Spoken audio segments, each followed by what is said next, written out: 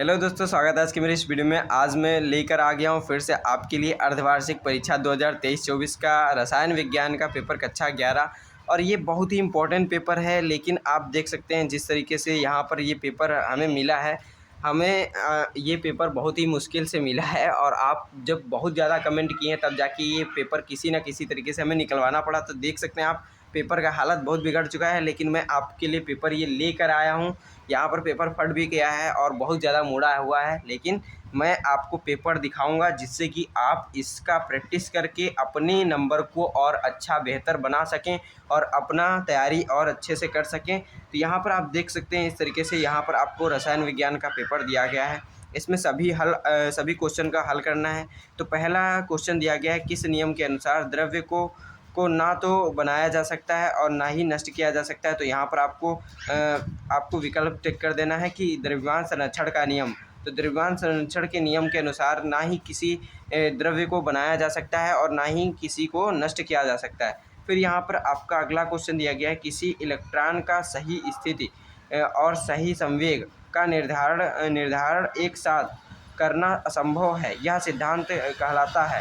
तो इसमें से आपको जो भी सही विकल्प है वो आपको टिक कर देना है। फिर आपका अगला क्वेश्चन यहाँ पर दिया गया है, रुबिडियम परमाणु संख्या इतनी है कि संयोजक इलेक्ट्रॉनों के चारों क्वांटम संख्याओं का सही समूह लिखना है।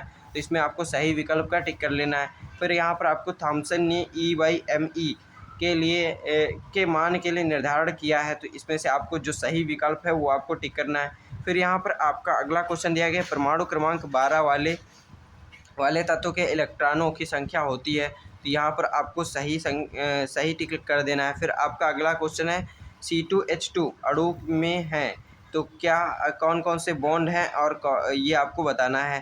तो इस तरीके से आपको बता देना है। फिर यहाँ पर आपका कितने बॉन्ड सिग्मा बॉन्ड है, कितने पाई बॉन्ड हैं, ये आपको इसमें बताना है।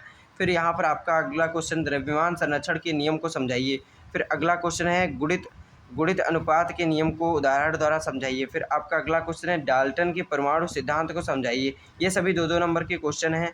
मोलरता पर संक्षिप्त टिप्पणी दीजिए। मोल प्रभाव से आप क्या तात्पर्य है, समझाइए, ये आपको बताना है। फिर आपको 900 ग्राम जल में एसीटोन के 5.8 ग्राम घोले गए विलयन में जल तथा एसीटोन के मोल प्रभाव ज्ञात कीजिए। एसीटोन का अणु भार इतना है तो जल का अणु भार इतना है। तो ये आपको बताना है, इसको सॉल्व करके, न्यूमेरिकल है ये।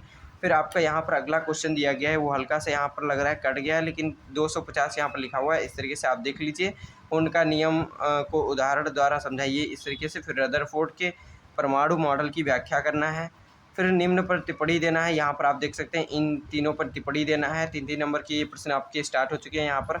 और फिर n=2 के लिए चारों क्वांटम संख्या NLM तथा S के मान लिखना है। फिर पाउली के अपवर्जन नियम की व्याख्या करनी है। फिर यहाँ पर आपका उपसहसंयोजक बंध का उदाहरण सहित समझाइए, ये आपको पूछा गया है। फिर इसी तरीके से ये आप क्वेश्चन देख लीजिए, बहुत ही आसान क्वेश्चन है। ज़्यादा क्वेश्चन नहीं पूछे गए हैं, बहुत ही कम ही क्वेश्चन पूछे गए हैं। तो इस तरीके से आप अगर अच्छे से पढ़ लेते हैं, पूरा जैसा पेपर दिया गया है उस तरीके से तैयारी कर लेते हैं, तो बहुत ही आपके फ़ायदेमंद होगा। और यहाँ पर आप इस तरीके से पेपर देख लीजिए, बहुत ही इंपॉर्टेंट पेपर है और ऐसे ही क्वेश्चन हमेशा पूछे जाते हैं। तो ये पेपर आपके लिए बहुत इंपॉर्टेंट हो जाता है। पूरा पेपर देख लीजिए। अब हम मिलते हैं अपने अगले वीडियो में। मुझे अगले पेपर का तैयारी करना है, मेरा 12th का एग्ज़ाम चल रहा है, इसलिए मैं इसका अभी पूरा सॉल्यूशन आपको नहीं बता पा रहा हूँ। तो इसके लिए माफ़ कीजिएगा। और अब मिलते हैं अपने अगले वीडियो में, तब तक के लिए धन्यवाद।